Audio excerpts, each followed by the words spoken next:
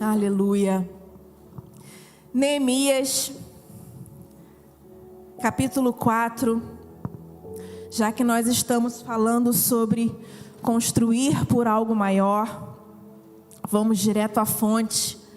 Neemias, capítulo 4, a partir do versículo 1.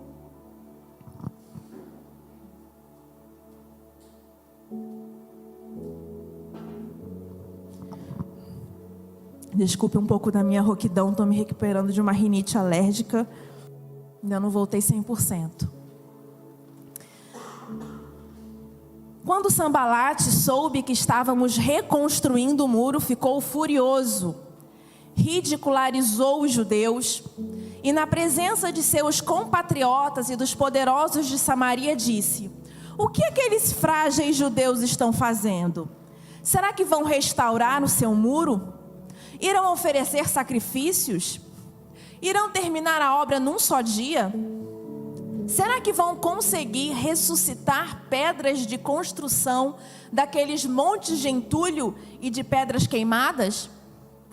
Tobias, o amonita, que estava ao seu lado, completou: pois que construam, basta que uma raposa suba lá para que esse muro de pedras desabe. Ouve-nos, ó Deus, pois estamos sendo desprezados. Palavras de Neemias. Faze cair sobre eles a zombaria, e sejam eles levados prisioneiros como despojo para outra terra. Não perdoe os seus pecados, nem apague as suas maldades, pois provocaram a tua ira diante dos construtores. Nesse meio tempo, fomos reconstruindo o muro, até que em toda a sua extensão chegamos à metade da sua altura, pois o povo estava totalmente dedicado ao trabalho. Quando, porém, Sanbalate, Tobias, os árabes, os amonitas e os homens de Asdod souberam que os reparos nos muros de Jerusalém tinham avançado e que as brechas estavam sendo fechadas, ficaram furiosos. Todos juntos planejaram atacar Jerusalém e causar confusão. Mas nós oramos ao nosso Deus e colocamos guardas de dia e de noite para proteger-nos deles. Enquanto isso, o povo de Judá começou a dizer: os trabalhadores já não têm mais forças e ainda há muito entulho. Por nós mesmos não conseguiremos reconstruir o muro. E os nossos inimigos diziam: antes que descubram qualquer coisa ou nos vejam, estaremos bem ali, no meio deles. Vamos matá-los e acabar com o trabalho deles. Os judeus que moravam perto deles 10 vezes nos preveniram: para onde quer que vocês se virarem, saibam que seremos atacados de todos os lados. Por isso, posicionei alguns do povo atrás dos pontos mais baixos do muro, nos lugares abertos, divididos por famílias, armados de espadas, lanças e arcos. Fiz uma rápida inspeção e imediatamente disse aos nobres, aos oficiais e ao restante do povo: não tenham medo deles. Lembrem-se de que o Senhor é grande, é temível, e lutem por seus irmãos, por seus filhos, por suas filhas, por suas mulheres e por suas casas. Quando os nossos inimigos descobriram que sabíamos de tudo e que Deus tinha frustrado a sua trama, todos nós voltamos para o muro, cada um para o seu trabalho. Daquele dia em diante, enquanto a metade dos meus homens fazia o trabalho, a outra metade permanecia armada de lanças, escudos, arcos e couraças. Os oficiais davam apoio a todo o povo de Judá, que estava construindo o muro. Aqueles que transportavam material faziam o trabalho com uma das mãos e com a outra seguravam uma arma. E cada um dos construtores trazia na cintura uma espada enquanto trabalhava. E comigo ficava um homem pronto para tocar a trombeta.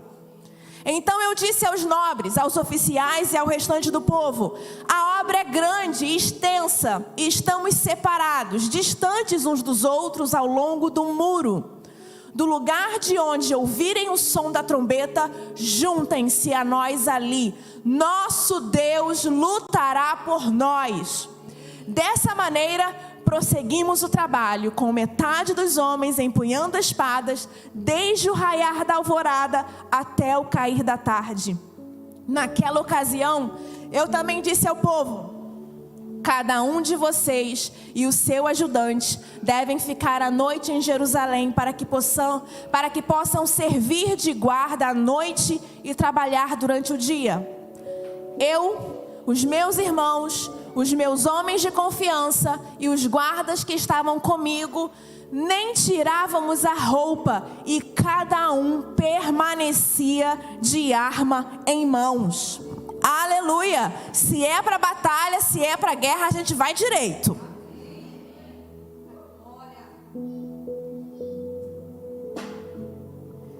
Neemias é uma história maravilhosa.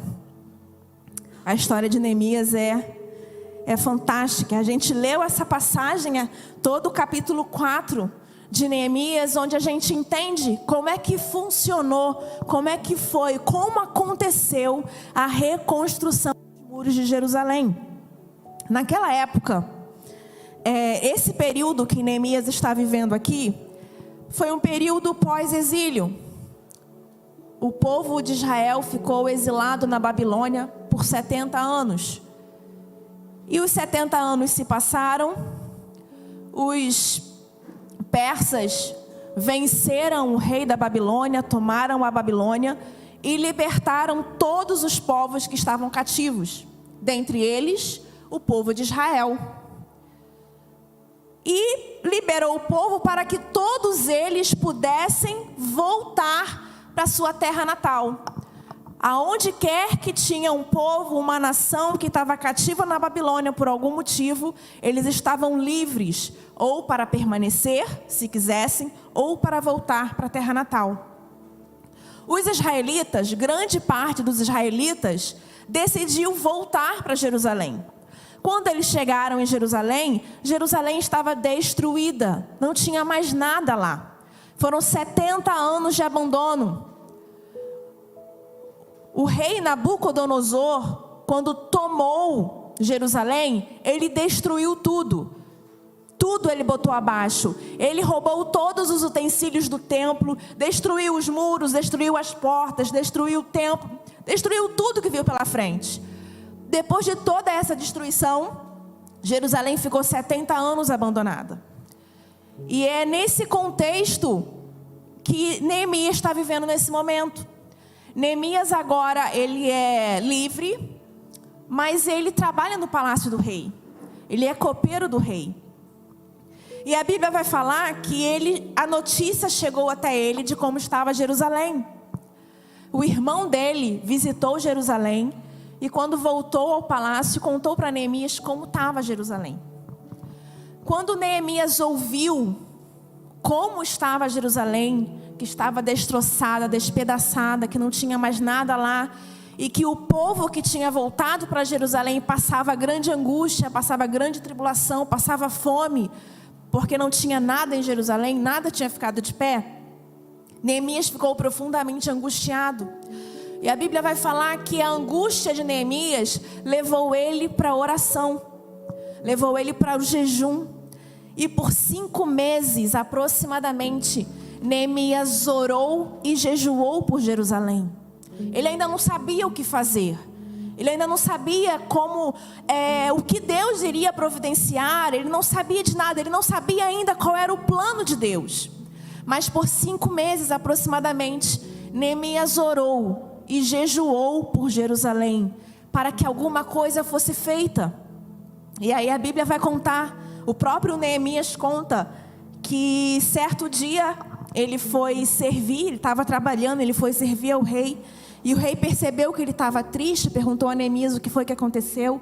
Neemias relatou o acontecido para o rei, e o rei imediatamente liberou Neemias para voltar a Jerusalém.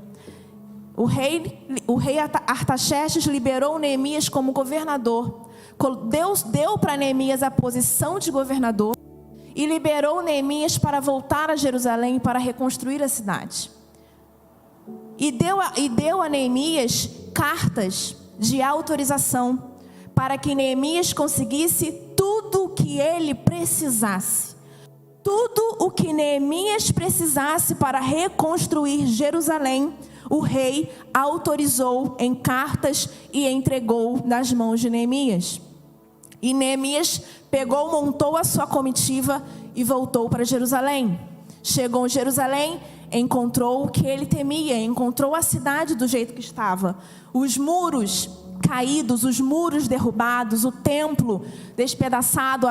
Esse capítulo fala sobre a reconstrução da muralha, a reconstrução do muro.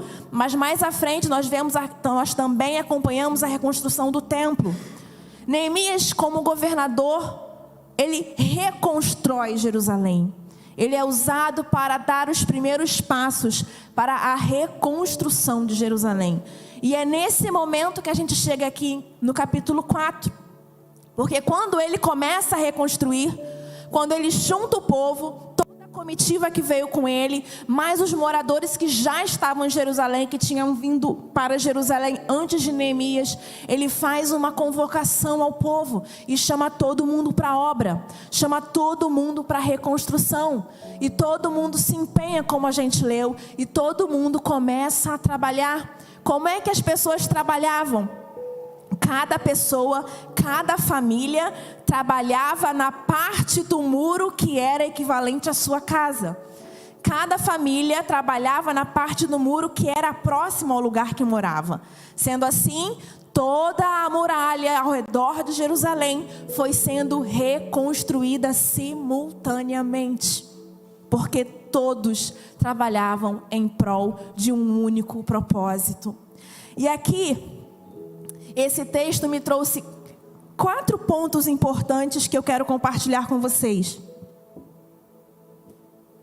O primeiro ponto está lá em Neemias capítulo 1, versículo 14, que fala assim: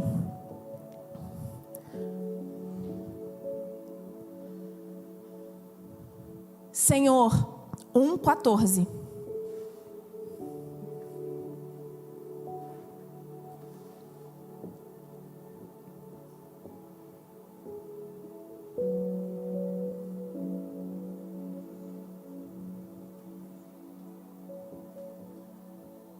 Então é o 4. Posso ter notado errado. 1:4. Isso aí mesmo. Quando ouvi essas coisas, sentei-me e chorei. Passei dias lamentando-me, jejuando e orando ao Deus dos céus. O primeiro ponto que eu aprendo com Neemias é que tudo começou no jejum e na oração. Neemias não moveu um tijolo. Neemias não moveu um pé. Neemias não saiu do lugar dele antes de orar e jejuar pelo que ele tinha em mente. O primeiro ponto que eu aprendo aqui é que tudo, absolutamente tudo, precisa começar com jejum e oração.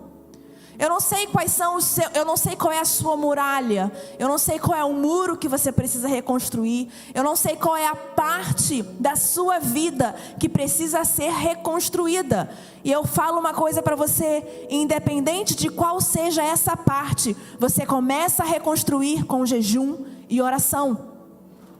Não comece nada na sua vida sem jejum e oração. Neemias não deu um passo antes de orar e jejuar. Neemias não foi a lugar nenhum antes de orar e jejuar. Ele soube de tudo o que aconteceu. Ele soube que Jerusalém estava caindo aos pedaços e ele estava no palácio do rei. Mas ele não saiu do lugar antes de orar e jejuar pelo propósito. E foram 5 meses aproximadamente de jejum e oração, até que Deus deu o primeiro passo. Você ora e você jejua. Quem dá o primeiro passo é Deus. É Deus que vai dar o primeiro passo e você vai agir de acordo com o que Deus mostrar para você. Enquanto Deus não mostrou para Neemias o que ele precisava fazer, ele não saiu do lugar. Não foi um dia de oração, não foi uma noite de oração, não foi uma semana de jejum. Foi dia após dia, semana após semana, mês após mês, por 5 meses. Chorando, lamentando, jejuando e orando ao Deus dos céus. Para que Deus fizesse alguma coisa, para que Deus mudasse alguma coisa, para que Deus agisse. E o que Deus fez? Deus respondeu à oração de Neemias. Quando Deus responde, quando Deus mostra o caminho, aí Jeremias dá o primeiro passo. Quando Deus mostra o caminho, quando Deus toca o coração do rei para fazer a pergunta, porque é o rei que pergunta para Neemias o que foi que aconteceu.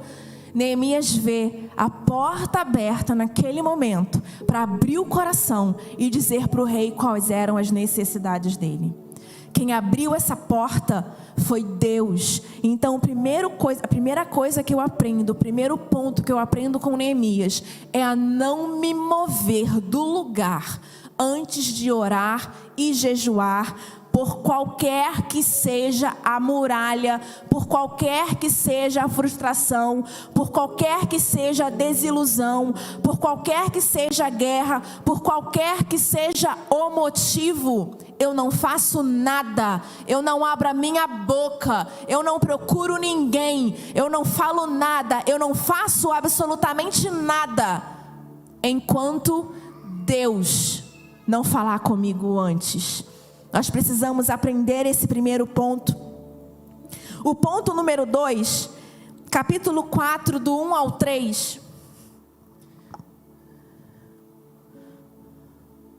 Quando Sanbalate soube que estávamos reconstruindo o muro, ficou furioso, ridicularizou os judeus.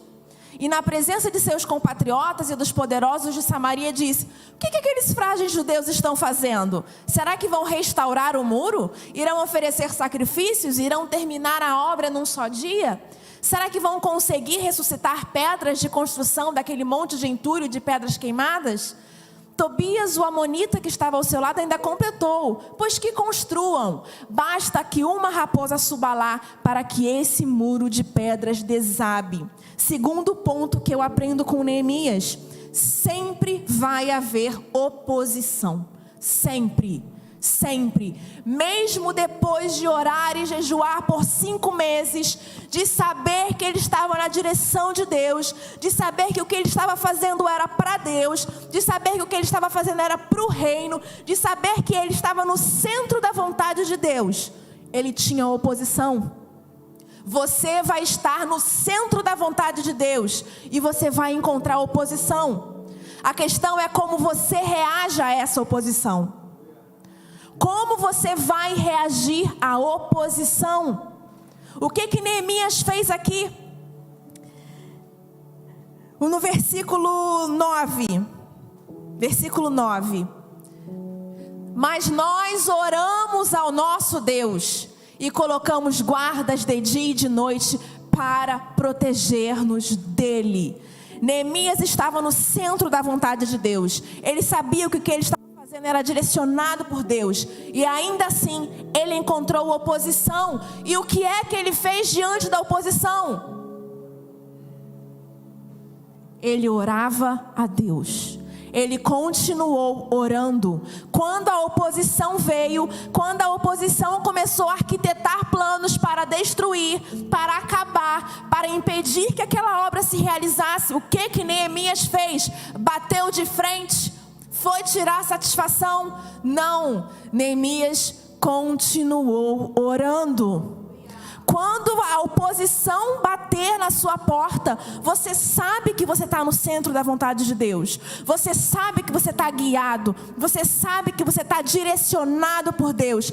A oposição vai vir. E o que é que você vai fazer? Você vai continuar orando.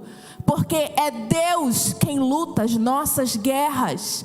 É Deus quem vai lutar por você. Você só precisa continuar orando e jejuando e permanecendo no centro da vontade de Deus. Quem vai fazer por você não é você mesmo, é Deus. Você continua orando, e esse é o ponto 3. No ponto 1, a gente aprende que nada começa sem oração e jejum. No ponto 2, nós aprendemos que mesmo com oração e jejum, vai haver oposição. E no ponto 3, nós aprendemos que mesmo diante da oposição, nós continuamos a oração e o jejum. Essa foi a estratégia de Neemias. A estratégia de ação. O que é que nós vamos fazer?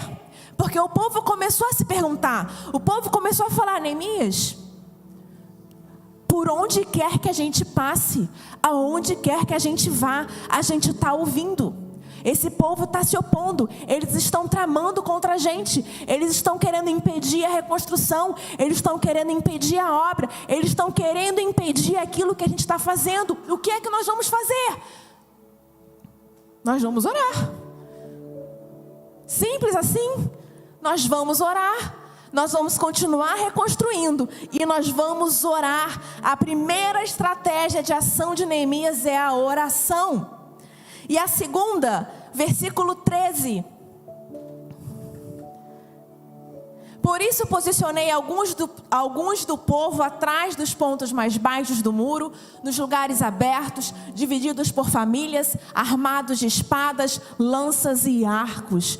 Neemias orava. E Neemias agia. Agia atacando? Não, agia pronto para defesa. Ele não atacava, ele estava pronto para se defender. Neemias se armou de armas, espadas, lanças e arcos e couraças para atacar o inimigo? Não, para ficar de prontidão. Se o inimigo vier até mim, eu estou pronto para me defender. Mas antes disso, o que é que ele estava fazendo?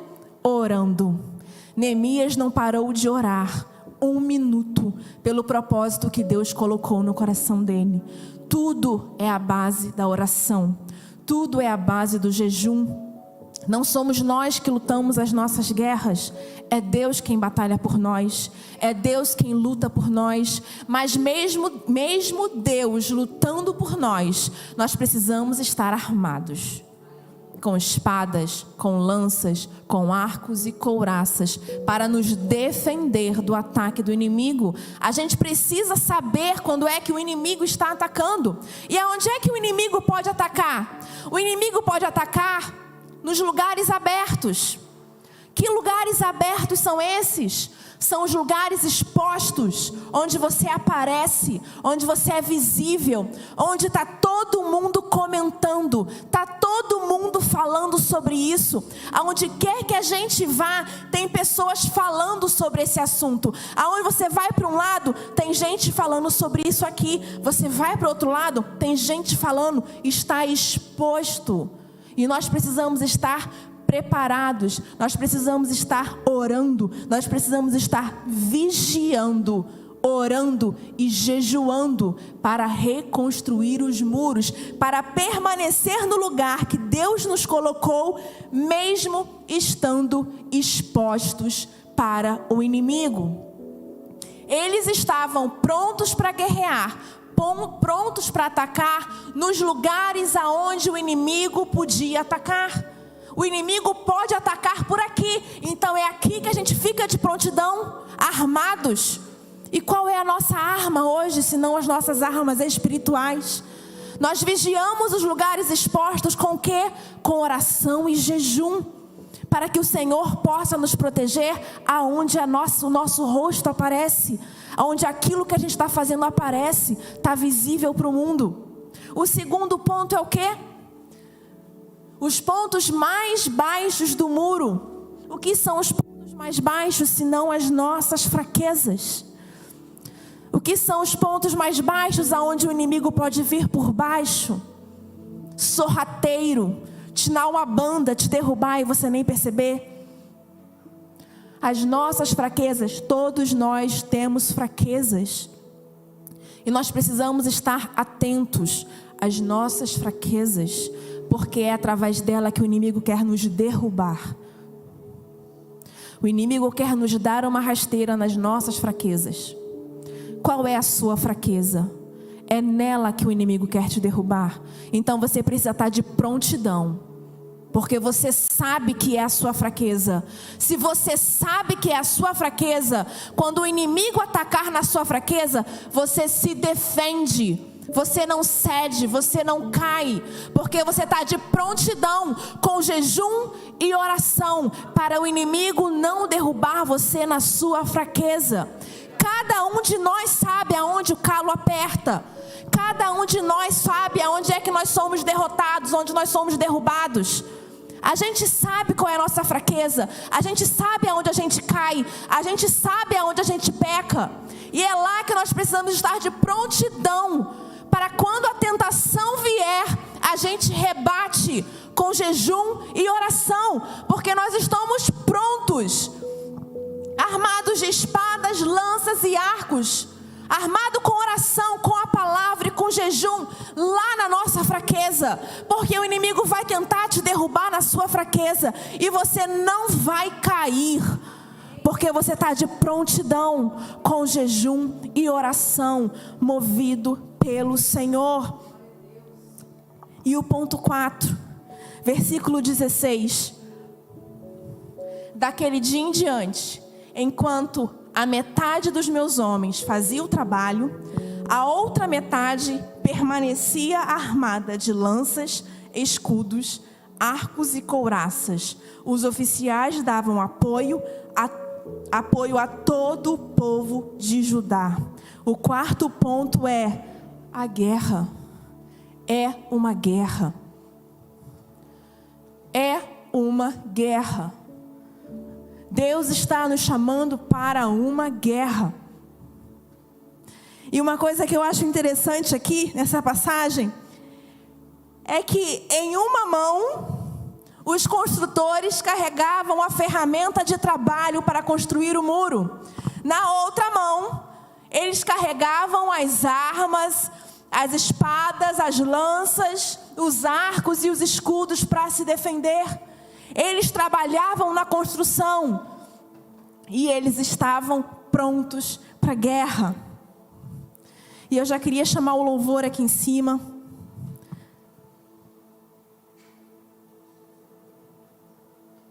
E eu queria trazer essa palavra para a gente como igreja.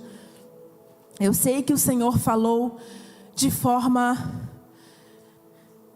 individual no nosso coração, na nossa vida, porque nós temos as nossas batalhas, nós temos as nossas guerras, as nossas lutas, porque nós temos as nossas muralhas para serem reconstruídas. Muitas vezes nós estamos aqui à noite, mas a gente sabe, a gente carrega uma história de que o inimigo derrubou um sonho, ele destruiu um sonho, ele destruiu uma história lá atrás. Eu não sei o que foi que o inimigo roubou de você. Se coloca de pé essa noite. E eu tenho certeza que o Espírito Santo está falando no seu coração tudo o que você precisa ouvir, para você levar para casa a necessidade de estar armado com oração e o jejum. As nossas armas hoje são armas espirituais. Nós estamos armados de armas espirituais. Oração, jejum e palavra são as nossas armas espirituais. E eu quero que você segure a sua arma nesse momento, que é a sua oração. Enquanto você ora, enquanto você canta essa canção e você ora, você está guerreando. E você vai nesse momento assumir o controle da sua batalha pessoal. Você vai assumir o controle da sua batalha pessoal e você vai entregar ele para Deus. O inimigo não tem poder sobre a sua vida, como nós já oramos e como nós já clamamos aqui essa noite. Ele pode ter derrubado, pode ter destruído muralhas lá atrás, mas hoje você começa a reconstruir. Hoje você começa a partir da oração e do jejum e da palavra, armado das armas espirituais, você começa a reconstruir.